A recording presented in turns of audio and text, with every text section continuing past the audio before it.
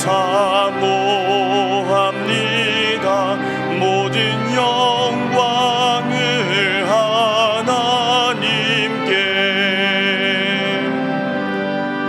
예수님 찬양 받으소서. 예수님 찬양 받으소서.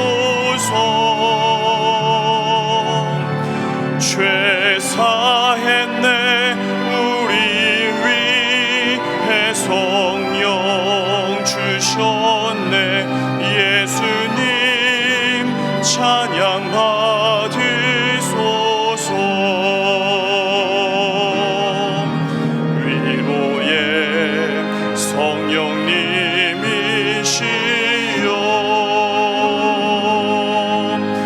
위로의 성령님이시여,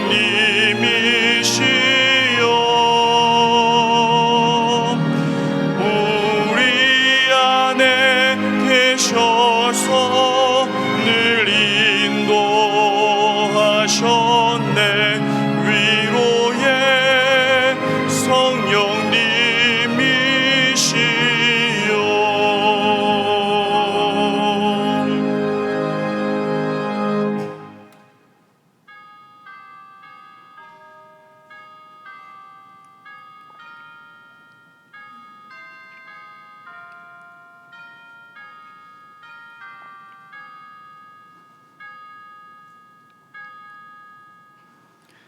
할렐루야. 여호와의 종들아 찬양하라. 여호와의 이름을 찬양하라.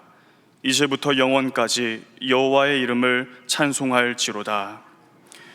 우리의 예배를 받으시기에 합당하신 하나님, 이 시간 하나님 앞에서 영과 진리로 예배를 드립니다.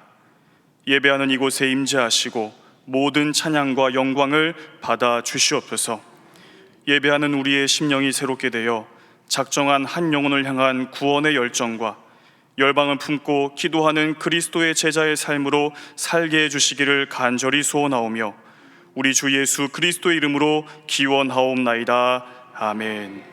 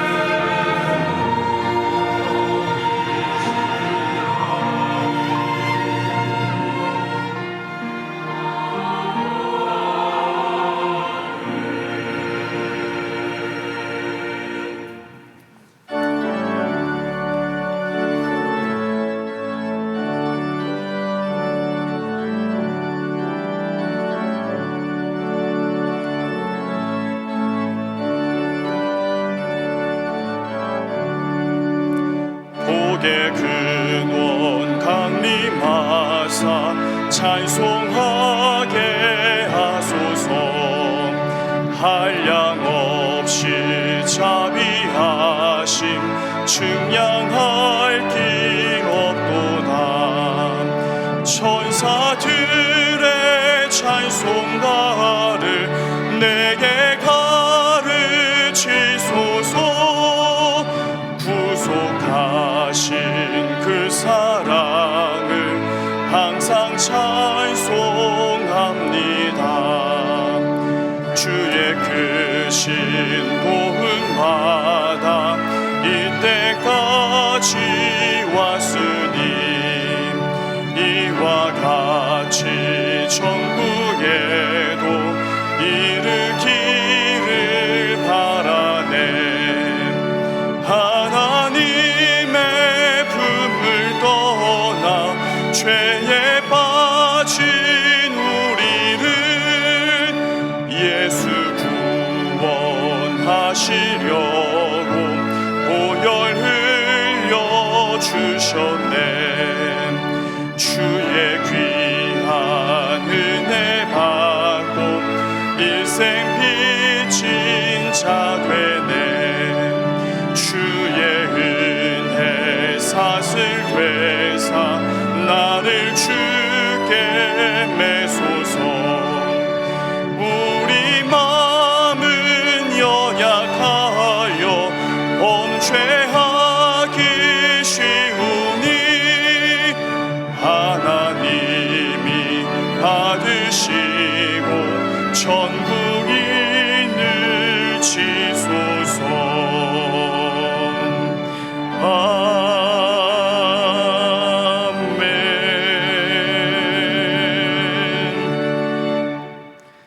지난 한 주간 우리의 삶을 돌아보며 침묵으로 참회의 기도를 드리겠습니다.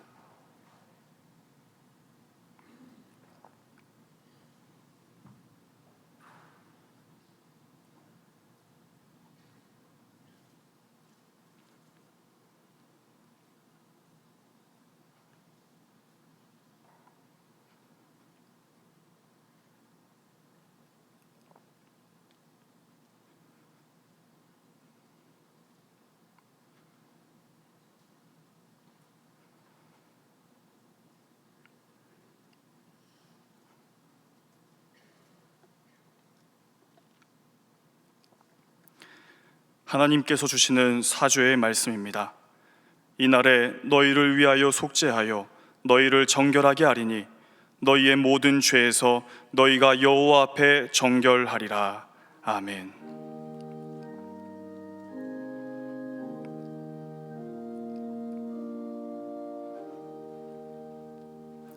나는 전능하신 아버지 하나님, 천지의 창조주를 믿습니다.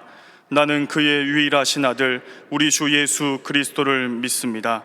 그는 성령으로 잉태되어 동정녀 마리아에게서 나시고 본디오 빌라도에게 고난을 받아 십자가에 못 박혀 죽으시고 장사된 지 사흘 만에 죽은 자 가운데서 다시 살아나셨으며 하늘에 오르시어 전능하신 아버지 하나님 우편에 앉아 계시다가 거기로부터 살아있는 자와 죽은 자를 심판하러 오십니다.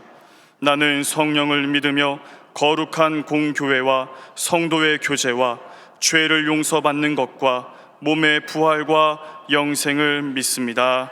아멘.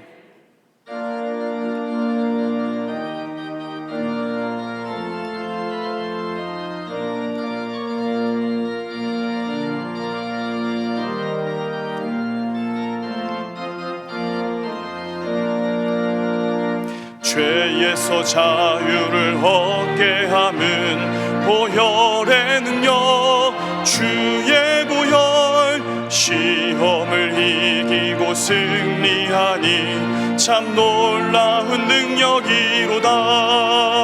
주의 보혈 능력이 또다. 주의 피 믿으오. 주의 보혈 그 어린 양의 매우 귀중한 피로다. 육체의 정욕을 이길 힘은 보혈의 능력, 주의 보혈. 정결한 마음을 얻게 하니 참 놀라운 능력이로다. 주의 보혈 능력이 또다. 주의 피 믿으오.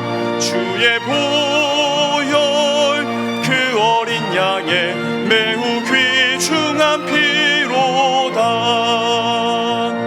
눈보다 더히게 맑히는 것 보혈의 능력, 주의 보혈. 부정한 모든 것 맑히시니 참 놀라운 능력이로다. 주의 보혈 능력이 또다. 주의 피 믿으오. 주의 보혈 그 어린 양의 매우 귀중한 피로다. 구주의 복음을 전할 제목 보혈의 능력, 주의 보혈. 날마다 나에게 찬송 주니 참 놀라운 능력이로다. 주의 보혈 능력이 또다. 주의 피 믿으오. 주의 보혈 그 어린 양의 매우 귀중한 피로다. 이 시간 교회 공동기도 제목으로 함께 기도드리겠습니다. 첫째, 포괄적 차별금지법이 철회되고 기독교 가치관과 성경적 가정관이 올바로 확립되도록. 둘째, 각 부서의 온라인 사역이 효과적인 영성 훈련의 도구로 사용되도록. 셋째, 정부의 교회 정규 예배 이후에 행사 금지 조치가 철회되고 공정하고 합리적인 정책이 시행되도록 담임 목사님의 영육 간의 강건함과 가정과 사역을 위해서 다 함께 기도하시겠습니다. 하나님 아버지, 이 시간 동안의 성도들이 하나님 앞에 기도하며 나아갑니다. 포괄적 차별금지법이 철회될 수 있도록 도와주시옵고, 이 땅에 기독교 가치관과 성경적 가정관이 올바로 세워질 수 있도록 인도하여 주시옵소서. 각 부서의 온라인 사역이 효과적인 영성훈련의 도구로 사용될 수 있도록 도와주시오며, 준비하는 모든 교역자들과 성기미들이 하나님의 뜻 가운데 잘 준비될 수 있도록 도와주시옵소서. 정부의 이 모든 그 시행 정책이 아버지 하나님이시여 합리적인 근거에 의하여서 시행될 수 있도록 도와주시옵고, 지혜를 허락하여 주시옵소서. 담임 목사님께 영육 간의 강건함을 더하시고 성령으로 충만케 하시며 가정과 사역이 주의 은혜 가운데 평안할 수 있도록 도와주시옵고, 이 시간 주의 말씀을 선포할 때 담대하게 주의 말씀이 선포되어서 우리 성도들의 마음 가운데 귀한 결단이 일어날 수 있도록 인도하여 주시옵소서. 저희들의 삶의 전부가 되시는 우리 아버지 하나님, 온 세상이 전염병의 소용돌이 속에 휩싸여 신음하고 있는 이때 저희 모두를 은혜의 나래 아래 품어주시고 오늘 거룩한 주일 예배의 자리로 인도해 주시니 감사와 영광을 돌립니다. 아버지께 참되게 예배하는 자들은 영과 진리로 예배할 때가 오나니 곧 이때라 말씀하셨사오니, 가장 어렵고 힘든 이때가 바로 그때임을 고백하며 이 시간 영과 진리로 예배하오니 저희들의 예배를 받아 주시옵소서. 아버지 하나님, 전염병으로 인해 한국 교회와 조국 대한민국이 심각한 위기 앞에 서게 되었습니다. 방역이라는 핑계로 정규 예배 외 모든 사역이 권력으로부터 제한을 받고 다음 세대를 위한 교육이 위기를 맞고 있습니다. 주님 친히 피로 값주고 세우신 교회들은 사랑의 통로를 잃어버렸고, 땅 끝에 나가 있는 선교사들은 복음의 길을 잃어버리고 말았습니다. 백성들의 마음은 점점 메말라가고 더 나은 삶을 꿈꾸오며 달려왔지만은 희망의 빛은 점점 꺼져가고 있습니다. 어린이들은 미래를 잃어버리게 되었고, 젊은이들은 꿈을 잃어버리게 되었습니다. 근로자들은 삶을 잃어버렸고, 경영자들은 열정을 잃어버렸습니다. 아버지 하나님, 이 땅을 불쌍히 여겨 주시옵소서.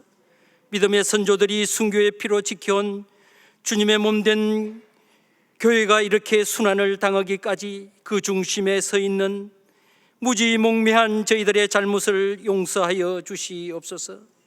이 땅 고쳐주시고 정치 지도자들의 그랬던 행실과 잘못된 정책을 멈추게 하여 주시며 진영의 논리에 갇혀 갈등을 조장하지 않게 하시고 비도덕적이고 비윤리적인 형태를 넘어 진정 국민과 역사 앞에 부끄럼 없는 정의로운 지도자들이 다 되게 하여 주시옵소서. 특별히 동성애와 소아성애를 조장하며 윤리와 도덕적 가치를 파괴하는 반사회적이고 반인륜적인 포괄적 차별금지법과 중앙재난대책안전본부가 발표한 교회 정규예배 외에 행사 금지라는 행정조치가 철회될 수 있도록 우리 성령님 간섭하여 주시고 도와주시옵소서. 이 일을 감당하는 수많은 믿음의 공직자들과 125명의 믿음의 국회의원들이 하나님 앞에 한 점 부끄럼 없는 믿음과 양심으로 사명을 가지고 이 일을 잘 처리할 수 있도록 은총을 베풀어 주시옵소서. 그리하여 이 땅에 기독교 가치관과 성경적 가정관이 세워지게 하시고 이 땅의 희망이고 생명인 주님의 교회가 보호를 받을 수 있도록 주님 은총을 베풀어 주시며 백성들의 신앙의 자유가 지켜질 수 있도록 도와주시옵소서. 이 시간 말씀을 전하시는 우리 목사님을 성령님께서 강하게 붙잡아 주시고 선포되는 말씀이 어렵고 힘든 세상 사는 동안 끊임없이 몰려오는 도전 앞에 승리의 원동력이 되며 어떠한 환경과 아픔 속에서도 하나님을 잊어버리지 않고 독수리 날개치며 올라간 것 같은 새 힘으로 날마다 주님을 소망하며 살아가게 하여 주시옵소서. 이 어려운 시기에 우리 목사님의 신혼을 강건케 만들어 주시고 안전한 예배를 위해 수고를 아끼지 않으시는 교역자들과 시간마다 방역을 위해 또한 교회를 위해 충성을 다하는 종들과 찬양대원들을 기억하여 주시고 그 삶을 복되게 하여 주시옵소서. 우리 주 예수 그리스도의 귀하신 이름으로 기도드리옵나이다. 아멘.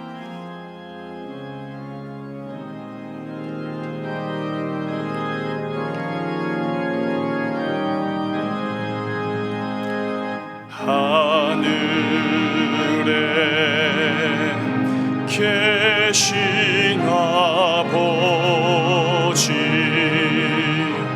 이름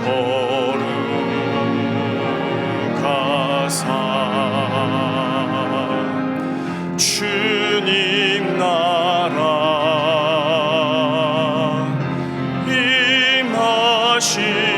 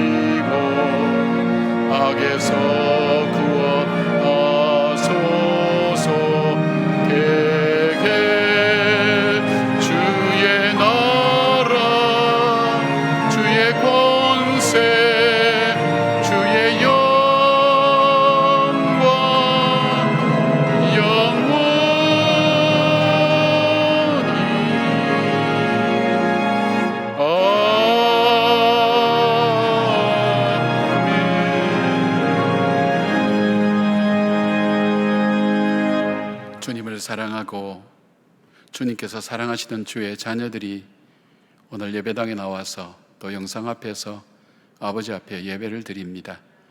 그 어느 때보다도 간절한 심정 가지고 하나님 앞에 간구하며 엎드리는 주님의 귀한 자녀들 위해 오늘도 하나님의 임재하심을 체험케 하여 주시옵고 부인할 수 없는 하나님의 살아계심의 능력이 증거되고 거절할 수 없는 주의 은혜가 우리 가운데 폭포수처럼 쏟아질 수 있도록 하나님 더하여 주셔서 오늘 우리가 찾아온 예배당의 예배가 영상 앞에 선 우리의 중심이 하나님 앞에 상달될 수 있는 귀한 예배가 될 수 있도록 도와주시길 원합니다.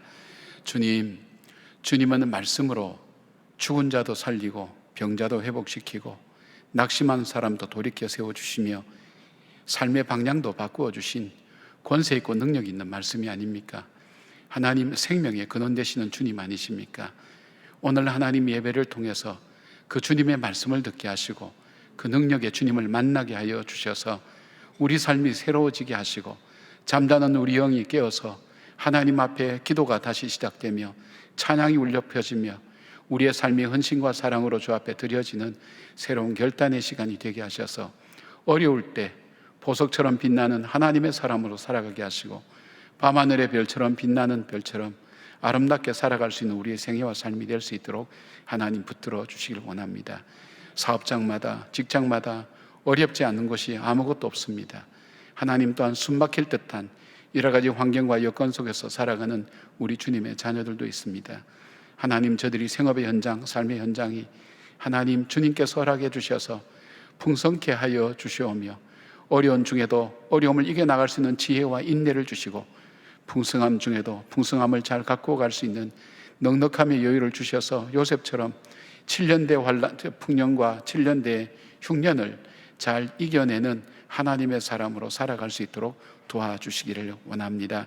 하나님, 오늘도 이 어려움 중에 주님 앞에 마음과 정성을 다하여 물질을 구별하여 올려드린 11조와 감사 예물과 구제와 선교의 예물 위에 주일 헌금 위에 하나님 이 시간 함께하여 주셔서 구찬 중에 드린 가장 귀한 예물을 더 복되고 아름답게 받으시는 주님, 어려움 중에 주님 앞에 구별하여 올려드렸사오니 하나님 예물 받아주시옵고, 우리 인생을 사는 동안 하나님 이 땅에 썩어질 것 때문에 썩지 않을 영원한 것을 바꾸는 어려운 일이 없도록 하나님께서 함께하여 주시고, 우리가 이건 바르게 복되게 아름답게 서로 걸어가게 하시고, 우리의 삶뿐 아니라 우리의 자녀들과 우리 후손들의 삶도 복과 은혜 가운데 넘쳐날 수 있도록 하나님 함께해 주시기를 간절히 원합니다. 하나님, 특별한 사정으로 이 자리에 함께하지 못한 영상 앞에 서서 예배를 드리고 또 병원에서 예배를 드리는 하나님 주님의 자녀들 위해 함께하여 주셔서 하나님, 내가 예배드리는 그곳 주님이 임재하는 장소가 되게 하시고, 하나님 우리가 함께 모여 예배드리는 그날이 속히 올 수 있도록 하나님 역사해 주시기를 원합니다. 우리 성도님들 건강 지켜주시고, 하나님 우리의 자녀손들 기도하는 제목 위에 하나님 응답하여 주시오며, 이 어려울 때일수록 하나님 우리 속에 기쁨 잃어버리지 않도록 도와주시고, 감사 상실하지 않도록 도와주시고, 하나님 우리 입술 속에 축복이 달려있는, 정말 룻기에 나오는 그 베들레헴의 백성들처럼 서로 격려하고 축복하는 그런 삶을 사는 저희들 되게 하여 주시옵소서. 오늘도 우리 예배 가운데 임재하신 주님, 우리 가운데 함께 하시고 역사하여 주실 줄 믿고 예수님의 이름으로 축복하며 기도드리옵나이다. 아멘. 할렐루야. 주님의 이름으로 여러분을 축복합니다. 좌우에 있는 분들 좀 축복해 주시죠. 주의 평강을 기원합니다. 주의 평강을 기원합니다. 고맙습니다. 함께 인사할 수 있어서 얼마나 감사한지. 우리 교회가 폐쇄되었을 때 정말 공동체를 이렇게라도 못 만날 때 얼마나 마음이 안타까웠습니까? 그러니까 우리가 함께 인사를 나눌 수 있어서 감사합니다. 영상 보시는 분들도 함께 인사를 나눌 수 있었으면 좋겠습니다. 오늘은 조금 중요한 광고 한 두 가지를 좀 드려야 될 것 같습니다. 하나는 포괄적 차별금지법이라고 하는데, 이게 7월 15일 날 아마 마감되는 것 같습니다. 7월 15일이면 내일인지 모르겠습니다. 이게 뭐냐면 인권위가 사람의 그 인권을 위해서 이 국가인권위원회에서 권고사항으로 이렇게 내놓은 것이 있습니다. 그 중에 성정체성과 성지향에 대한 부분을 국회의원들이 발의해서 이걸 법적으로 법제화시키겠다는 것입니다. 근데 여기에 이제 우리가 독소조항이라고 얘기하는 것 중에는 동성애가 포함되어집니다. 동성애가 포함되어서 그것까지도 법으로 만들어서 동성애를 지지하지 않거나 그걸 반대하거나 또 뭐 잘못하면 법으로 처벌하도록 그렇게 만드는 법입니다. 가장 큰 타격자가 목회자와 교회가 될 수 있고 교육기관이 될 수가 있습니다. 근데 이 정체성 등 이렇게 등이 있는데, 그 등에는 뭐가 들이냐면 여러분이 잘 놓치는 것이 있는데, 이번에 N번방 나온 것처럼 소아성애자들도 포함되어 있다는 겁니다. 이게 뭐냐면 내 어린 자녀, 아주 어린 자녀들까지 성적인 대상으로 삼고 자기의 욕구와 취향과 자기의 권리라고 생각하고 접근하고 하는 그 일까지도 법적으로 보장해주고 그렇게 하자는 겁니다. 극단적으로 얘기 들으면 아마 찬성하는 분은 아마 없을 거예요. 그런데 이제 그것보다도 문제가, 우리 교회로 봐서는 창조 질서가 무너지면서 우리 성경책이 거짓말이 됩니다. 이게 불법적인 책이 됩니다. 성경에서, 로마서에서 말씀하고 있는 거나 구약에 말씀하고 있는 것이. 그래서 우리가 정말 잘못된 것은 교회가 인권이나 이걸 더 소중히 여겼던 그런 우리가 가치관을 가지고 있습니다. 그러나 이것이 사회를 주도하게 해서는 안 되겠다, 이 법으로 되어서 했으면 안 되겠다 생각해서 우리 기독교인들이 함께 나섰는데, 아마 오늘 전 교회들이 이 부분에 대해서 정말 신앙 고백에 문제 있는 데 외에는 아마 이 부분에 대해서 이야기할 겁니다. 그리고 그 어려움을 겪는 분들에 대해서 우리가 좀 더 관심 갖고 또 기도할 수 있는 계기가 될 수 있었으면 좋겠다, 그런 마음 가지고 여러분이 홈페이지 가시면 쉽게 이렇게 여러분 의견을 좀 표현할 수 있도록 이렇게 팝업창에 이렇게 띄워놨습니다. 그 사이트 클릭만 하시면 들어가서 여러분이 포괄 이게 차별금지법 이거 여러분 반대하는데 여러분께서 의사표현을 좀 해주시면 좋겠다는 생각이 들어가고, 또 하나는 뭐냐면 이 보건복지부에서 이 교회만을 대상으로, 거의 교회만을 대상으로 질병을 방역하는 그 기준을 내렸는데, 이 기준이 참, 정규 예배에는 모든 것 금지시키는 건데 교회만 타겟으로 되어 있습니다. 그러니까 물론 우리가 지금 굉장히 협력하고 있죠. 우리 불편하게 예배를 겪으면서 안전적 거리도 두고 식당에 식사도 하지 않고 저희들이 다른 모임 일절하지 않고 정말 방역에 저희들이 참 많이 헌신하죠. 그런데 지금 어떻게 얘기를 몰고 가고 있냐면 그건 과반 질병 발생한 사람 반이 교회를 중심으로 나왔다. 지금 그렇게 이야기하더라고요. 저는 그 총리 발표를 직접 듣지는 못했습니다. 그렇게 하니까 사람들 생각에 교회가 하여튼 이 무슨 바이러스의 온상지로 그렇게 인식을 갖고 있습니다.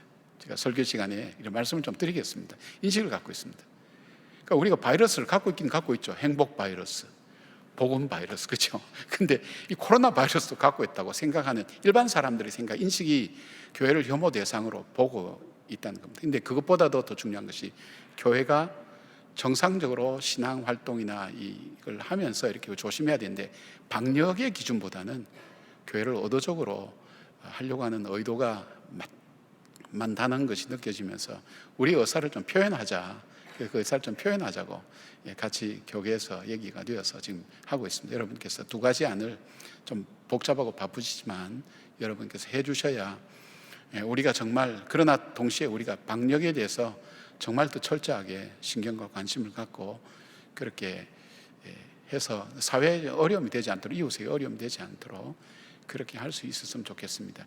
저희 교회가 이제 처음에 이렇게 직격탄을 사실 맞았죠. 우리 청년들이 이렇게 사실 9명이 됐는데 지금 발표 나는 거 보면 28명인가 그렇게 우리 교회에서 난 걸로 그렇게 되어 있습니다. 연결돼서 사실 우리가 시작한 건 아닌데 우리 당에서 그런 얘기 했습니다. 우리가 밖에서 우리도 들어왔는데 보니까 우리 청년들이고 우리 지역에 있는 곳에서 시작됐기 때문에 우리가 어떻게 얘기할 방법이 없다. 밖에서 두들겨 패도 우리 청년 우리가 끌어안고 이 지역사회 우리가 끌어안고 우리가 맞자. 우리 장로님들하고 그렇게 의논했습니다. 그래서 아무 얘기 안 했습니다. 그런 것까지 다 포함해서 이제 그렇게 하니까 우리로서 많이 마음이 어렵죠. 여러분께서 빨리 이 전염병이 물러가고 나라가 정상적으로 되어질 수 있도록 또 경제활동도 정상적으로 될 수 있도록 기도해 주시면서 여러분들께서 열심히 방역에 협력하셔서 함께 해주시면 참 감사하겠고요. 여러분 중에 조금이라도 이상이 있으면 집에서 좀 쉬면서 자기를 살피시고 가능하면 사람 많이 모인 곳에 그런 곳에 가시지 않도록 했으면 좋겠어요. 저도 가끔 모임 있어 가보면 식당 이런 데서는 아무 그리 지키는 게 없어요. 그냥 카페나 이런 데 가도 다 마찬가지예요. 그러니까 이 교회가 지금 어찌 보면 가장 안전한 장소입니다. 들어올 때부터 전신 소독하고 또 여러분 손 다 씻게 만들고 마스크 끼고 거리 떨어져 앉아서 정말 이대로만 하면 정말 제대로 잘 지키고 있는 곳이 교회입니다. 그래서 여러분들이 본인은 마음대로 하면서 주일날 예배는 나오지 않고 영상으로 드린다 이렇게 얘기는 하지 마시고 여러분이 영상이 편해지기 시작하면 그때부터 여러분 신앙생활에 보이지 않지만 심각한 문제들이 오기 시작합니다. 그래서 가능하면 예배당에 모여서 예배 드리는 곳, 인원이 더 넘쳐나도 저희들이 더 이상 수용 못합니다만은 여러분께서 같이 예배를 드릴 수 있도록 여러분 생활 속에서 일상 속에서 예배 시간이 함께 될 수 있도록 그렇게 해주시면 고맙겠습니다. 7월 한 달은 우리 가정예배 정착의 달로 지금 지내고 있는데 저녁마다 한 600명 정도, 500에서 600명 사이에 같이 예배를 드리고 있는 걸로 제가 그렇게 알고 있습니다. 이건 여담입니다만은 목사님들이 3일마다 바뀌는데 목사님 따라서 조회수가 달라요. 근데 공통적인 것은 인물 잘생긴 목사님은 조회수가 많아요. 우리 교인들이 나 그런 줄 몰랐어요. 그러다 보니까 스스로 인물이 좀 떨어진다는 목사님이 굉장히 자괴감에 빠져 있습니다. 성령을 해야 되나. 그래서 우리가 그런 룰을 정했어요. 700개 이상 조회된 사람은 짜장면을 사게 돼 있다. 그리고 맨 성적이 안 좋은 사람은 벌금을 내야 된다. 여러분의 마을 목사님이 그런 어려움에 처하지 않도록 9시에 들어오셔서 함께 예배 참여하시고 또 격려도 해주시고 그렇게 하면 좋은데 우리가 예배 끝나고 바로 끄지 마시고 그 찬양도 있고 이번 주 화목은 우리 같이 예배 드리는 어린이를 위해서 우리 꿈마루 어린이 도서관에서 그 좋은 도서를 소개를 합니다. 이런 책의 내용과 또 이런 도서를 내용하고 매주 이게 좀 바뀌면서 여러분에게 그 가정 예배만이 아니라 가정 예배를 통해서 교회 소식을 함께 나눌 수 있도록 그렇게 하니까 여러분 함께 참여해 주시고 또 해 주시기 바랍니다. 월화수는 많이 들어오세요. 그래서 목금토는 별로 안 들어오세요. 그래서 목금토를 목사님이 피하려고 굉장히 지금 기도 중에 있습니다. 목금토 더 열심히 오셔서 많이 격려해 주시면 고맙겠습니다. 그리고 상반기 이렇게 세무서에 우리가 신고하고 또 정산해야 되는 부분 때문에 1월부터 6월까지 교회 일로 인해서 사용하신 영수증이나 이런 부분은 여러분께서 사무실로 곧 제출해 주시면 고맙겠습니다. 우리 자세한 광고는 영상 통해서 계속 함께 나누겠습니다.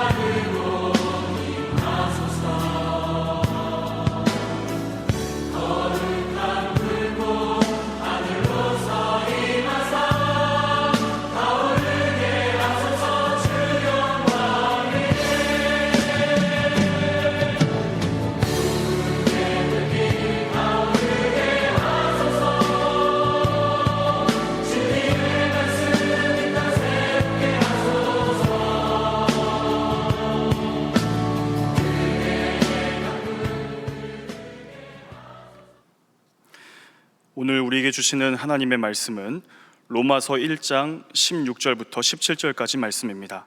다 함께 일어나셔서 하나님의 말씀을 경청하겠습니다. 내가 복음을 부끄러워하지 아니하노니 이 복음은 모든 믿는 자에게 구원을 주시는 하나님의 능력이 됨이라. 먼저는 유대인에게요 그리고 헬라인에게로다.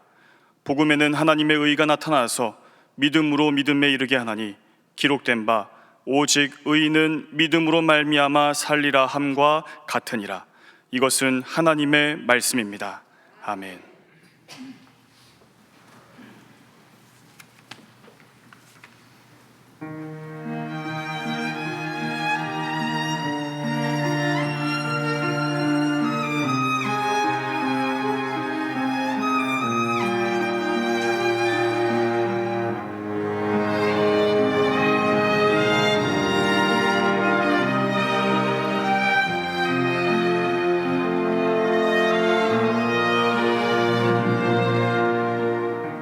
참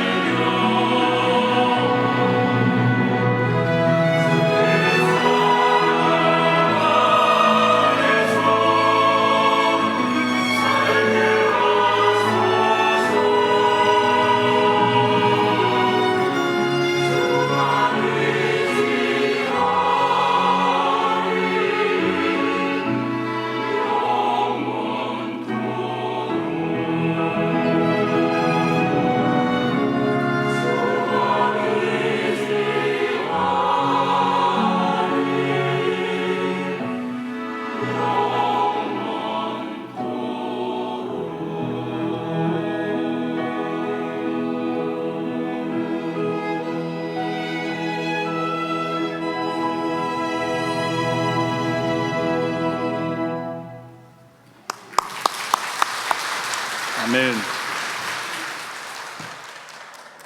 힘들고 어려울 때 귀한 찬양 돌려주셔서 너무 고맙습니다. 감사합니다.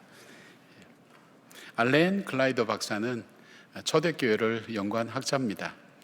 이분이 초대교회의 길을 묻다라는 책에서 초대교회 교인들이 어떻게 살았는지에 대한 이야기를 우리에게 전해줍니다. 이분이 초대교회를 연구하면서 초대교회 교인들이 박해와 시련 속에서도 그들이 포기하지 않고 붙들고 있었던 그 가치가 있었다는 것입니다. 요즘 말로 하면 코어밸류, 핵심 가치라고 얘기할 수 있죠. 그들이 결코 포기하지 않았던, 그게 한 4가지 있는데 이것이 그분들의 정체성이기도 하고 그분들의 삶의 원칙이기도 하고 기준이었다는 겁니다. 그 첫 번째가 뭐냐면 그들은 기도하는 사람이었다는 것. 어떤 환경과 어떤 어려움 속에서도 그분들은 기도로 문제를 풀어가고 기도로 해결해가고 기도를 그치지 않았던 기도하는 사람이었다는 것. 두 번째로 그들은 스스로를 우리는 그리스도의 종이라고 생각하고 있었다는 겁니다. 그러니까 우리가 예수 그리스도를 닮고 싶은 사람, 예수 그리스도처럼 살고 싶은 사람, 예수 그리스도와 함께 있기를 원하는 사람, 그래서 그리스도인, 우리는 그리스도의 종이다. 예수님이 나의 인생의 주인과 구세주가 되신다는 그 믿음을 생활 속에서도 그대로 가지고 있었다는 것입니다. 세 번째 그들이 가지고 있었던 것은 예수님 안에서 함께 한 형제 자매된 그 가족의 끈끈한 정이 있었다는 것입니다. 그냥 피상적인 관계가 아니라 예수 그리스도로 말미암아 한 형제 자매된 바로 그 가족들의 그 따뜻한 사랑, 쉽게 말하면 한 가정이 굶는다면 몇 가정이 함께 금식을 해서 그것을 모아서 그 가정에게 양식으로 갖다 줄 정도로 정말 형제 자매처럼 그렇게 지냈다는 것입니다. 네 번째, 그들은 결코 절망을 얘기하지 않았던 것입니다. 진짜 희망은, 참 희망은 우리에게 있다. 우린 참 소망을 가진 그런 사람이라는 확신을 가지고 살았다는 것입니다. 원형 경기장에서 사자들의 밥이 될 때도 그들은 서로 격려하면서 그들은 결코 절망이라고 표현하지 않고 참 희망이 우리 가운데 있다는 것. 근데 그들이 그렇게 살았던 삶, 그것이 바로 초대교회의 역사가 되었고 오늘 기독교의 전통과 그리고 기독교의 문화가 되었다는 것을 알게 됩니다. 역사적으로 보면 그 당시 로마 황제 15명 중에 14명이 동성연애자였다고 합니다. 그리고 로마 역사학자인 타키투스는 로마 황제의 최대 고민은 성병철이었다고 그렇게 이야기합니다.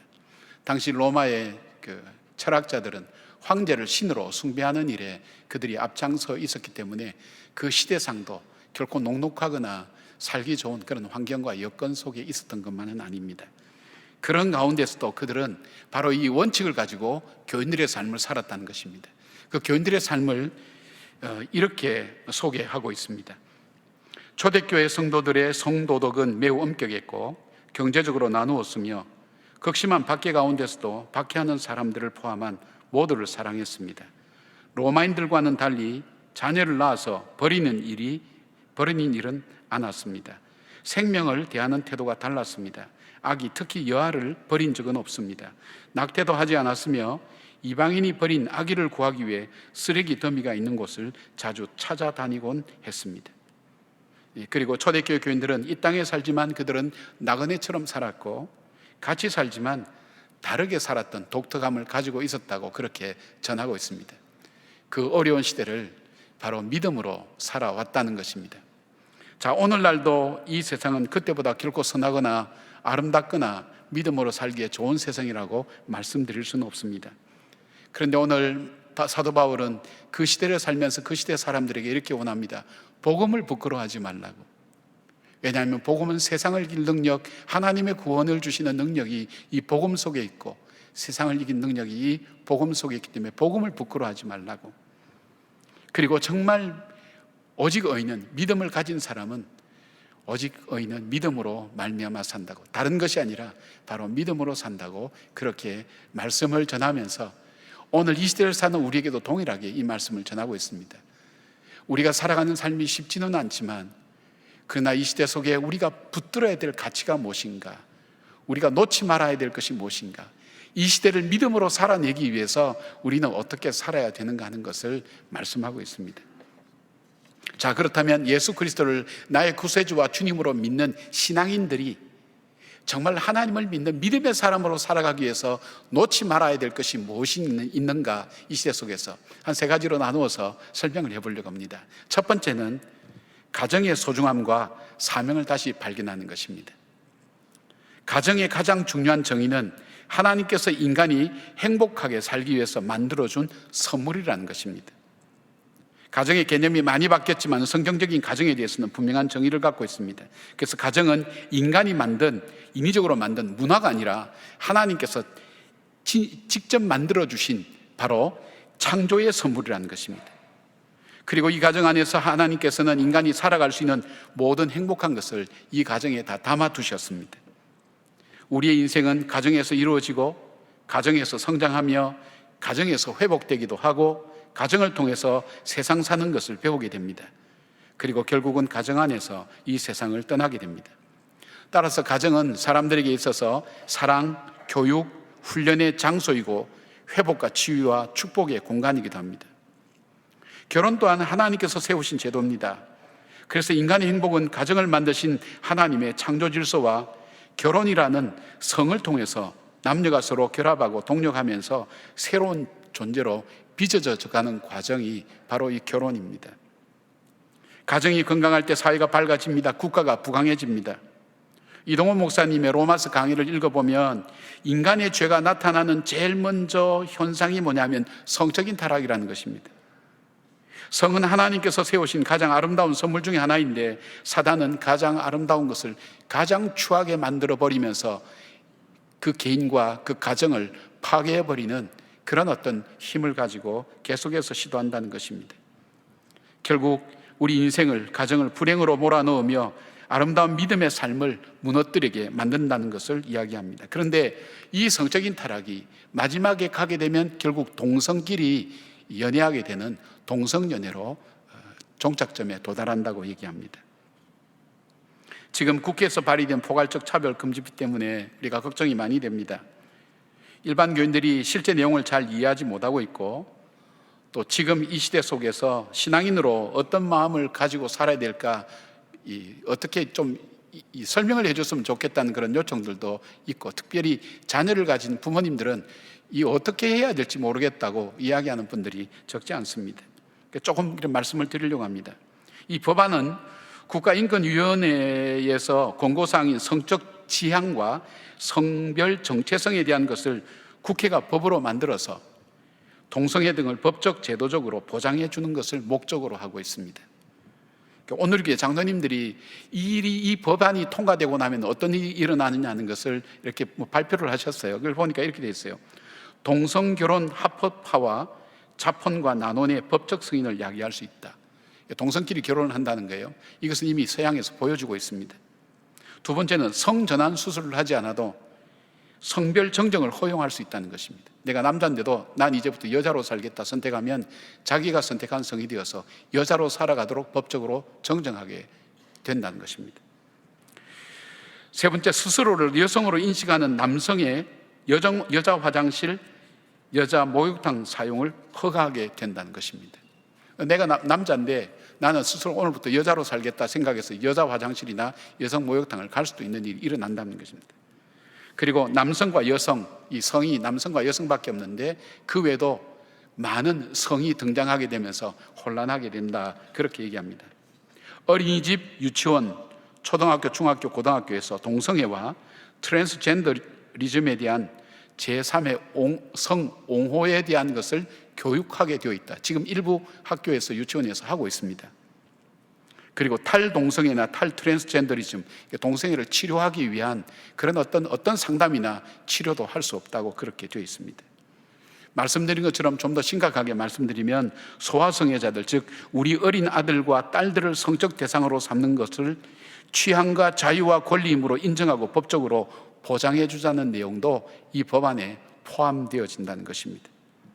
이 법안이 통과되면 이제 동성애를 죄라고 말씀하는 성경은 불법적인 서적이 되고, 동성결혼의 주례나 장소 대여 등을 하지 않을 때에도 법적으로 처벌받게 되어 있습니다. 교회와 목회자들이 직접적으로 어려움을 겪게 되는데 이뿐 아니라 교육기관, 특히 기독교 교육을 하는 학교들, 교육기관, 문화, 사회 등 사회 전반적으로 미치는 파장이 이 작은 문구 하나 때문에 엄청나게 크게 번져 나가게 됩니다.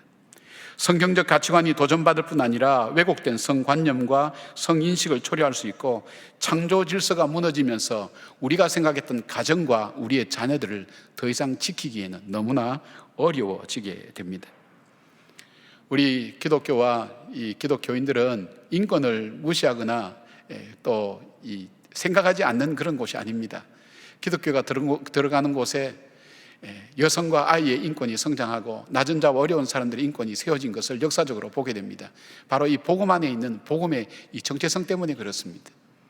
귀하게 여깁니다. 그러나 죄가 사회를 주도하고 또 법으로 그것을 보장해주고 인정해주는 것은 막아야 되겠다 해서 이 포괄적 차별금지법을 반대를 하자는 그런 의미입니다.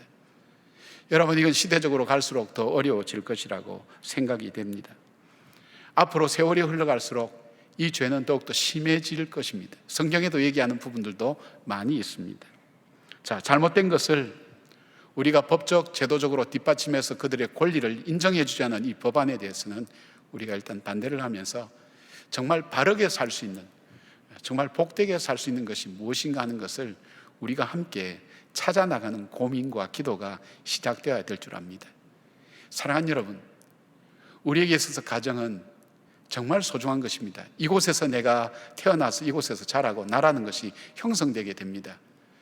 이곳에서 하나님의 사람으로 만들어져 갈 때 하나님께서 우리를 귀하게 빚으시고 만드신, 창조하신 그 아름다운 삶을 따라 살아갈 수 있지만, 가정에서 받는 어려움과 힘든 일이 당하게 될 때에 사람들은 어려움을 겪게 됩니다. 그래서 우리 하나님께서 그렇게 말씀하셨습니다. 우리를 아버지를 하나님을 아버지라고 부르게 하면서 친부모가 되어주시겠다고 약속하신 것입니다. 그리고 내가 네 남편이 되리라고 말씀해 주신 것입니다. 하나님께서 우리의 삶을 가정에서 혹시 받지 못하면 하나님께서 부어주신다고 약속하신 이유는 가정에 주신 하나님의 선물이 너무 귀하고 소중한 것이 많이 있다는 것입니다. 사랑하는 여러분, 믿음의 사람은 하나님이 주신 창조의 선물을 귀하게 여기고, 그것이 바로 내 삶에 직접적으로 연결되어 있다는 것을 깨닫는 사람입니다. 그것을 소중하게 여기며 하나님께서 내게 주신 아름다운 축복을, 창조 질서를 지켜나가는 사람, 그 사람이 바로 이 시대 속에 믿음으로 살아가는 사람의 모습입니다. 두 번째로 믿음의 사람은 어떤 사람입니까? 예배의 소중함과 가치를 다시 발견하는 사람입니다. 교회에서 예배는 교회의 많은 기능과 활동 중에 하나가 아닙니다. 교회의 모든 활동과 역할을 가능하게 하는 근원이 되는 에너지가, 힘이 바로 그것이 예배입니다. 즉, 살아계신 하나님의 임재하심을 믿고 하나님과의 거룩한 교제를 통해서 인간의 죄임됨을 깨닫고 그러한 인간을 사랑하시고 용납하시고 그리고 하나님과의 거룩한 교제를 회복할 수 있도록 함께 해주신 그 주님과 만나고 교제함이 힘을 얻는 그 시간이 바로 예배 시간이 됩니다. 예배를 통해서 하나님의 백성은 새 힘을 얻습니다. 하나님의 자녀답게 살아가며 복음을 전하며 섬기며 교제하는 것에, 모든 것의 출발이 바로 예배를 통해서 이루어지는 것입니다. 그래서 예배는 바로 교회가 교회되기 위해서 교회를 설명하는 일에 가장 중요한 것이, 핵심적인 것이 바로 예배입니다. 우리 삶에서 이 예배가 무너지면 영적 생명력은 사라지고 교회도 교회다움을 잃어버리고 공동체는 병들게 됩니다. 그래서 여러분 삶 속에 어려운 문제가 오면 전혀 뜻밖의 처방이 내려집니다. 그것은 뭐냐면, 여러분의 삶 속에서 예배가 정말 하나님 앞에 바로 세워지고 있는지를 점검해 보라고 그렇게 말씀드린 이유는, 예배는 영적으로 살아가는 하나님의 백성에 있어서 가장 소중한 생명체와 마찬가지입니다. 저는 이것을 심장에 비유합니다. 심장. 별로 보이지는 않습니다. 중요해 보이지 않습니다. 그냥 우리가 일상처럼 언제든 나와서 예배 드릴 수 있다고 생각하지만 심장이라는 것이 보이지 않습니다. 그러나 그 심장이 계속해서 움직이지 않으면 살아갈 수 없듯이, 예배를 통해서 하나님을 만나고 하나님과 교제하고 하나님으로부터 새 힘을 얻고 말씀을 통해 새로운 도전을 받고 성령의 임재하심을 통해서 내 마음에 감동함이 없다면 우리는 영적인 삶을 유지해 갈 수가 없습니다. 얼마나 중요한 예배인지 알 수가 없습니다. 알렌 크라이더 박사는 초대교회에서 예배 드린다는 것은 곧 죽음을 의미했습니다. 박해와 그리고 순교를 의미했던 것입니다. 그래서 바로 초대교회 예배는 박해와 죽음과 연결된 것이 적지 않습니다. AD 4세기 초기에 그리스도인 문서에 예배의 모습을 이렇게 기록하고 있습니다. 집사는 모임이 있는 집에 들어오는 사람을 관찰하고 있었다. 그는 예배 장소에 들어오는 사람을 꼼꼼히 지켜보며 그들이 양인지 늑대인지를 분별했다. 집사는 모임에 들어올 수 있는 사람만 들여보냈고 밀고자의 출입을 막아서 교회의 자유가 무너지지 않도록 한다. 만약 밀고자가 들어오게 되면 집사가 그 책임을 져야 했다. 초대교회에서 예배는 아무나 들어올 수 있는 것이 아니었습니다. 비밀스럽게 이루어졌습니다. 그 속에 참석하지 말아야 될 사람은 분별해서 참석하지 못하게 했습니다. 그 역할을 했습니다. 그러나 이 초대교회 사람들의 예배는 이 간절하고 위험을 무릅쓰는 것 이상으로 이 예배가 그들에겐 가치가 있었습니다. 예배를 통해 그들이 새로워지고 살아나며 주님 안에서 한 공동체가 된다는 확실한 공급과 그리고 그 능력을 덧입을 수 있기 때문에 예배를 포기할 수가 없었습니다. 그래서 그들은 죽음을 각오하고 예배의 자리에 나오게 됩니다. 예배를 통해서 영적인 능력을 공급받습니다. 예배를 통해서 이 세상 속에 그리스도인으로 사는 지혜와 은혜와 능력을 나누고 공급받는 것이 바로 예배였던 것입니다. 이걸 읽다 보니까 너무 가슴 아픈 현실을 봅니다. 지금 예배당에 들어와서 예배당 예배를 드릴 수 있는 사람은 아무나 아니죠. 여러분이 어떻게 들어오셨습니까? 몸 온도가 37.5도 이하가 되어야 됩니다. 열이 있으면 못 들어옵니다. 입구에서 못 들어오게 하십니다. 그리고 어떻습니까? 증상이 없어야 됩니다. 그래야 이 예배 참석할 수 있는 게 좀 서글픈 현실 아닙니까, 여러분? 초대교회 집사가 저거 진짜인지 가짜인지 구별해서 못 들어오게 하고 들어오게 했는데 지금은 우리 기준이 예수를 믿는 진짜 가짜 상관이 없습니다. 기준이 달라져 있는 거예요. 그만큼 이 전염병의 어려움들이 우리에게 얼만큼 위협이 되고 있는가 하는 걸 보여줍니다. 그러기에 이 예배당 예배에 나오는 여러분 한 사람 한 사람이 얼만큼 귀하고 어떤 마음으로 오는지를 알아요. 예배를 우리 교회에 드려봐도 이렇게 진지하게 예배 드린 적이 없어요. 오는 분들 많은 중에는 핸드폰 보고 졸고 있거나 그런 분들도 많은데 이 예배를 드리고 나서는 그런 분들이 없어요. 집중하는 거예요. 왜요? 그만큼 어려움을 각오하고 나오는 거예요. 사실 알고 보면 교회에서 그런 가장 안전하게 지금 준비하고 있습니다만은 그런 각오를 하는 거예요. 마음만은. 집에서 영상 예배를 드리는 분도 이런 마음만을 잃어버려서는 안 돼요. 하나님 이 예배가 나에게는 소중합니다. 나에게 심장처럼 내 인생이 새로워지고 하나님 말씀으로 도전받고 오늘도 살아갈 수 있는 지혜와 힘을 얻는 것이 바로 이 예배를 통해서 이루어집니다. 그냥 왔다 갔다 하는 것 같지만 그럼에도 불구하고 내 삶을 지탱해주고 내 믿음을 지탱해주는 것이 바로 예배입니다. 하나님, 예배의 자리를 나는 놓칠 수가 없습니다. 그 간절한 심정을 가지고 오셔서 여러분이 찬양하니까 찬양도 귀하죠. 기도도 귀하죠. 말씀도 귀하죠. 여러분 한 분 한 분의 모습이 귀하고 존귀하게 여겨진 이유가 여러분 마음속에 그 열망과 갈망이 있기 때문입니다. 예배의 가치를 아는 분이기 때문입니다. 여러분, 예배를 놓치는 것은 영적 생명이 죽는 것과 마찬가지입니다. 믿음의 사람은 예배를 드릴 수 없을 때라도 예배를 놓치지 않고 하나님 앞에 정말 의지적으로 결단하고 노력하고 애써서 예배의 자리에 나오기를 애쓰는 사람입니다. 왜냐하면 그 자리가, 그 예배의 자리가 자기를 새롭게 하고 자기를 살리고 자기의 일상이 하나님과 동행하는 일상이 되는 힘을 얻을 수 있다고 그들은 믿기 때문입니다. 사랑하는 여러분도 그런 믿음 갖고 있는 줄 믿습니다. 예배의 소중함, 예배의 재발견, 내 삶을 새롭게 만드는 하나님의 은혜가 예배 가운데 있다는 것을 믿음으로 고백하는 믿음의 사람으로 살아가는 여러분 되기를 주의 이름으로 축원합니다. 세 번째로 믿음의 사람은 성도 간의 교제의 가치와 중요성을 다시 깨닫는 사람입니다. 바울은 12절 말씀 통해서 이렇게 말씀합니다. 이는 곧 내가 너희 가운데서 너희와 나의 믿음으로 말미암아 피차 아니함을 얻으려 함이라. 바울과 같은 영적 거장이 자기 믿음의 큰 힘과 도전과 용기를 얻을 수 있었던 것은 바로 성도들과의 교제였다고 그렇게 고백합니다. 바울은 성도들 간의 이 교제가 우리가 갖고 있는 서로 하나님을 믿는 그 믿음의 마음을 서로 나누는 이 교제가 자신의 힘이었고 사역을 잘 감당해 나가는 것에 큰 도움이 되었다는 것을 서신서 여러 곳에서 밝히고 있습니다. 그리고 어떤 경우는 도움을 주었던 사람의 이름과 교회 이름까지도 함께 기록하고 있습니다. 교제의 중요성을 강조한 것입니다. 성도 간의 교제의 중요성을 강조한 것입니다. 이것이 바울만의 고백이 아닙니다. 믿음 안에서 바르게 성장하기를 원하는 사람, 믿음 안에서 바르게 살기를 원하는 사람의 공통적으로 중요시 여기는 부분입니다. 저는 바로 이 교제를 저는 간이라고, 사람 몸에 비유하면 간이라고 생각합니다. 해독작용을 하는 겁니다. 우리의 영양분도 공급하지만 해독작용을 하는 겁니다. 우리가 세상 속에서 지치고 힘든 마음들, 또 세상에 믿음 없는 그런 생각, 하나님이 계시지 않는 사람들이 이야기했던 그 말 때문에 실망하고 절망했던 사람이 교회 와서 세상에서 맛볼 수 없는 그리스도의 사랑을 맛봅니다. 그리고 하나님의 말씀, 생명의 말씀을 듣습니다. 우리의 마음을 잘 받아주면서 서로 교제가 있는 이것이 바로 우리로 하여금 우리의 삶이 활동하게 돌아갈 수 있는, 건강하게 살아갈 수 있는 간과 같은 역할을 한다고 그렇게 생각되어집니다.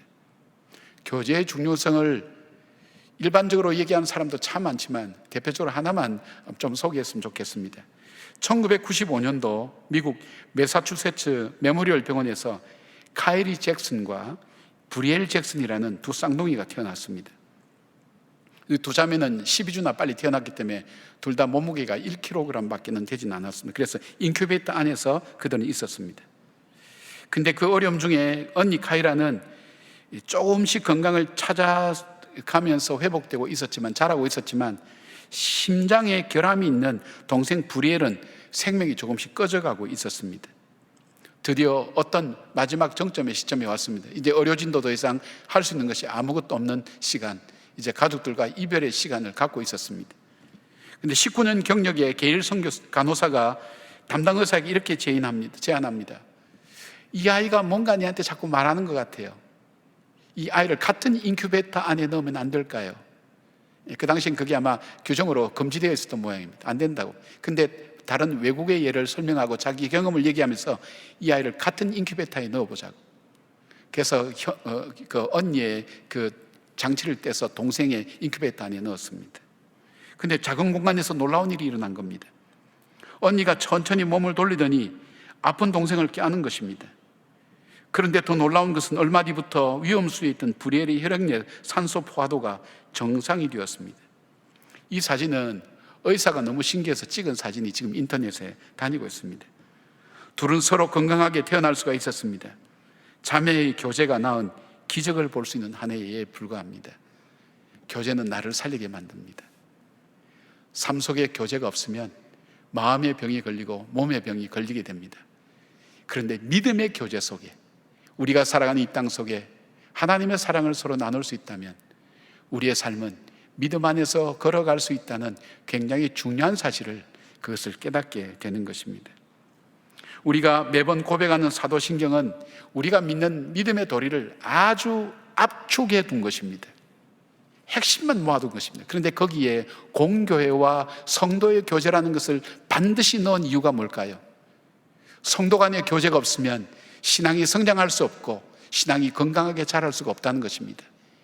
믿음과 믿음이 만나며 믿음과 믿음의 교제가 이루어지며 믿음의 고백을 가지고 함께 교제하는 그 삶 속에 성도의 신앙은 자라게 되고 인격은 다듬어지게 돼 있고 우리가 죄를 이길 수 있는 능력과 은혜를 입을 수 있는 것이 바로 성도의 교제에서 이루어진다는 것입니다. 초대교회 길을 묻다라는 책에 보면 초대교회의 교인들은 서로를 위하여 기도하며 교제했다고 전합니다. 손을 들고 약한 자와 병자와 사단에 사로잡히는 자들을 자유롭게 해주기를 간구하며 서로를 붙들고 기도합니다. 또한 거룩한 입맞춤으로 교제했습니다. 신분과 남녀가 중요하지 않았습니다. 예수 그리스도의 피로 한 형제 자매된 가족의 마음과 사랑을 나누었고, 심지어는 원형 경기장에서 사자의 밥이 되기 전에도 죽음을 두려워하지 않고 거룩한 입맞춤으로 서로를 끝까지 격려하고 용기를 부어주었습니다. 또한 그들은 성찬으로 교제했습니다. 주님의 거룩한 피로 재씻음 받은 한 형제 자매가 주님의 살과 피로 하나가 되어서 교제할 때에 그들은 자신들의 삶을 다시 돌아보며 자기 인생의 목표와 목적을 다시 바꾸는 놀라운 결단과 새로움들이 바로 이 성찬 예식을 통해서 일어났다는 것입니다. 그리고 그들에게 예수 그리스도의 참 보혈의 피를 받을 때에 그들에게 칼이 들어온다 할지라도 순교의 피를 예수 그리스도를 위해서 흘릴 각오와 마음의 결단을 그 성찬식을 통해서 함께 교제하고 나누었다고 얘기합니다. 이방인들이 이상하게 생각하면서도 부러워하고 매력적으로 생각했던 교제였습니다. 우리가 만나는 피상적인 그런 교제가 아니었습니다. 성도들이 나누는 진정한 사랑의 교제가 그들 속에 있었습니다. 이제 우리는 코로나 사태로 온전히 교제하지 못하게 되면서 전염병 이전에 성도들 간에 교제했던 것도 이제는 그리워하게 되어 있습니다. 자외 있는 분들 인사라 그래도 잘 안 하셨죠? 여러분 잘하신 표정으로 저를 보고 계신데 아무래도 좀 거북하죠. 옆에 인사하기 좀 거북했죠. 그러나 그것마저도 우리가 얼만큼 그리운 인사인지 알 수 없습니다. 마스크를 벗고 서로 만나며 인사하고 이야기할 수 있었던 것, 우리 식당에서 같이 식사하며 교제를 나눌 수 있었던 것, 중보기도 때에 내 삶이 어렵고 공고해질 때 아무 상관이 없는 분이 우리가 믿음 안에서 한 공동체가 되었다는 이유로 자기 문제처럼 붙들고 함께 기도하며 울면서 함께 부르짖어 나누었던 그 교제들, 그리고 잘 알지도 못한 사람이 식당에 내려가면 식사를 떠주면서 행복하시라고 하나님의 은혜를 기원한다고 이야기하며 나누었던 그 교제들, 힘들고 어려울 때 우리 목자 되신 분이 찾아와서 위로해 주시고 기도해 주시고, 또 서로가 어려울 때 힘들지만 서로가 따뜻한 마음을 나누었던 그 믿음의 언어들, 이런 교제들이 우리를 살린다는 겁니다. 그런 격려들이 우리의 생명을, 믿음의 생명을 더해간다는 것입니다. 이 교제의 소중함, 성도의 교제의 소중함을 깨닫는 것입니다. 그래서 그 교제의 자리로 자기 자신이 나가는 지혜가 있게 되는 것입니다. 바로 교회 공동체의 생명력과 활력을 회복하는 것입니다. 코로나의 확산의 책임이 교회에 있다고 여론이 만들어지고, 또 그것 때문에 보건복지부에서 교회만 대상으로 과도하게 방역 수치를 만들어서 발표했습니다. 사실과는 다르게 왜곡된 부분이 적지 아니합니다. 여러분들이 사실에 근거한 통계도 직접 확인해 볼 수가 있습니다. 게다가 국가인권위원회에서 지난 6월 23일 발표한 2020년 차별에 대한 국민의식 조사에서 코로나19 확산에 따른 차별이나 혐오의 대상이 있냐고 할 때 있다고 하면서 그 대답한 사람의 59.3%가 종교인이라고 대답했습니다. 주로 개신교인일 겁니다. 10명 중 6명이 코로나는 바로 교회 때문에, 종교인 때문에 확산되었다고 생각하는 그런 의식을 갖고 있다고 발표한 겁니다. 어떻습니까, 여러분? 교회 다니기 때문에 그 사람 믿어주는 세대는 끝났습니다. 신앙생활을 하기 때문에 그 사람이 좋은 사람이라고 보는 그것도 끝났습니다. 오히려 혐오의 대상으로 바뀌어져 가는 이 현실 속에서 우리가 살아가고 있습니다. 기독교는 더 이상 사람들에게 호감이 가는 종교는 아닐 것입니다. 어쩌면 사회적으로 신앙생활 하는데 여러분들이 많은 어려움이 있을지도 모르겠습니다. 그러나 여러분 부탁드립니다. 바울이 부탁한 것처럼 복음을 부끄러워하지 말기를 바랍니다. 복음 앞에서 담대하기를 바랍니다. 복음 때문에 담대하기를 바랍니다. 이 복음은 우리를 구원에 이르게 하고 우리로 하여금 이 세상을 지혜롭게 살아가게 하는, 하나님의 사람답게 살아가는 능력의 말씀이기 때문입니다. 이 복음을 붙들고 흔들리지 말기를 바랍니다. 그리고 우리가 복음 안에서 진실하게 살아갈 때 언젠가 초대교회의 역사들이 박해와 그리고 시련 속에 있었지만 그들이 그 믿음 붙들고 묵묵하게 자기들의 삶을 살아낼 때 전 세계를 기독교로 바꾸어 나가는 놀라운 역사의 변혁을 이룬 것처럼 바로 우리 삶을 통해 진리가 우리 가운데 바로 세워지고, 혼탁했던 이 사회가 바로 세워지고, 그리고 집을 떠났던 자녀들이 돌아오고, 무너졌던 곳이 다시 쑥죽되고, 믿음 안에서 진정한 행복과 사랑을 찾는 역사들이 바로 저희들을 통해서, 이 복음을 통해서 이루어질 것을 우리는 꿈꾸고 있습니다.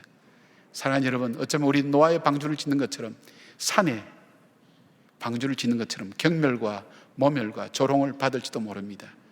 그러나 묵묵히 주님의 그 심판을 대비해서, 홍수를 대비해서 무려 120년 동안 묵묵히 산에서 방주를 지었던 그 노아의 가정처럼 오늘 힘들고 어렵지만 믿음으로 살아내는 바로 그 삶을 살아야 될지 모릅니다.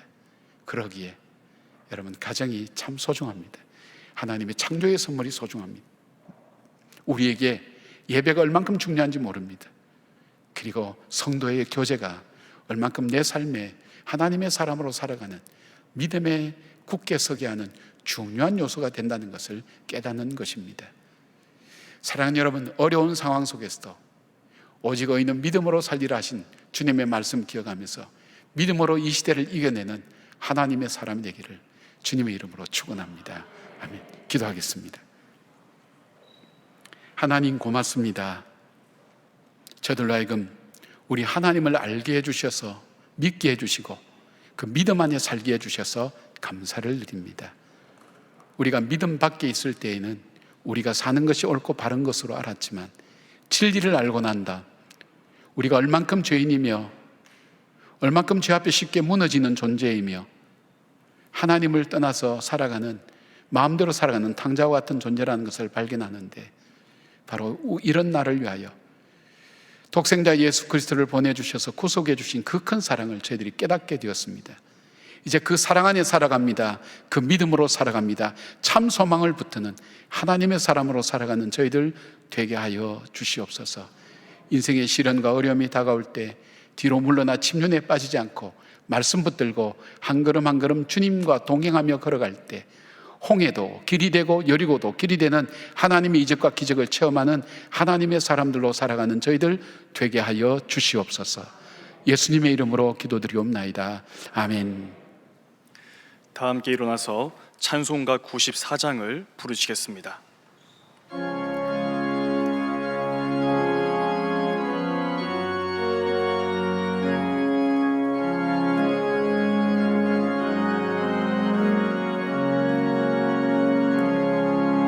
주 예수보다 더 귀한 곳은 없네. 이 세상 부귀와 바꿀 수 없네. 영축은 내 대신 돌아가신 그 놀라운 사랑 잊지 못해. 세상 즐거움 다 버리고 세상 사랑 다 버렸네. 주 예수보다 더 귀한 곳은 없네. 예수밖에는 없네. 주 예수보다 더 귀한 곳은 없네. 이 세상 명예와 바꿀 수 없네. 이전에 즐기던 세상 일도 주 사랑하는 마음 맺지 못해. 세상 즐거움 다 버리고 세상 사랑 다 버렸네. 주 예수보다 더 귀한 곳은 없네. 예수밖에는 없네.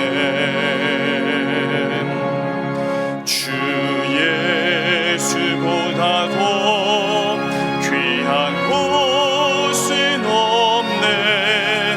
이 세상 행복과 바꿀 수 없네. 유혹과 핍박이 몰려와도 주 섬기는 내 마음 변치 않아. 세상 즐거움 다 버리고 세상 사랑 다 버렸네. 주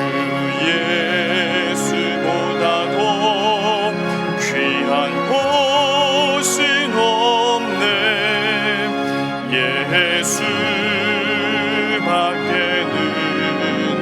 없네.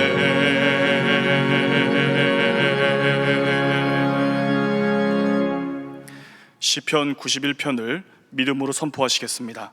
자막을 보시고 함께 낭독하겠습니다. 지존자의 은밀한 곳에 거주하며 전능자의 그늘 아래에 사는 자여, 나는 여호와를 향하여 말하기를 그는 나의 피난처요 나의 요새요 내가 의뢰하는 하나님이라 하리니, 이는 그가 너를 새 사냥꾼의 올무에서와 심한 전염병에서 건지실 것이미로다. 그가 너를 그의 깃으로 덮으시리니 내가 그의 날개 아래에 피하리로다. 그의 진실함은 방패와 손방패가 되시나니, 너는 밤에 찾아오는 공포와 낮에 날아드는 화살과 어두울 때 퍼지는 전염병과 밝을 때 닥쳐오는 재앙을 두려워하지 아니하리로다. 1000명이 내 왼쪽에서 10,000명이 내 오른쪽에서 엎드러지나 이 재앙이 내게 가까이 하지 못하리로다. 오직 너는 똑똑히 보리니 악인들의 보응을 내가 보리로다. 내가 말하기를 여호와는 나의 피난처시라 하고 지존자를 너의 거처로 삼았으므로 화가 내게 미치지 못하며 재앙이 내 장막에 가까이 오지 못하리니, 그가 너를 위하여 그의 천사들을 명령하사 내 모든 길에서 너를 지키게 하심이라. 그들이 그들의 손으로 너를 붙들어 발이 돌에 부딪히지 아니하게 하리로다. 내가 사자와 독사를 밟으며 젊은 사자와 뱀을 발로 누르리로다. 하나님이 이르시되 그가 나를 사랑한즉 내가 그를 건지리라. 그가 내 이름을 안즉 내가 그를 높이리라. 그가 내게 간구하리니 내가 그에게 응답하리라. 그들이 환난 당할 때에 내가 그와 함께하여 그를 건지고 영화롭게 하리라. 내가 그를 장수하게 함으로 그를 만족하게 하며 나의 구원을 그에게 보이리라 하시도다. 아멘.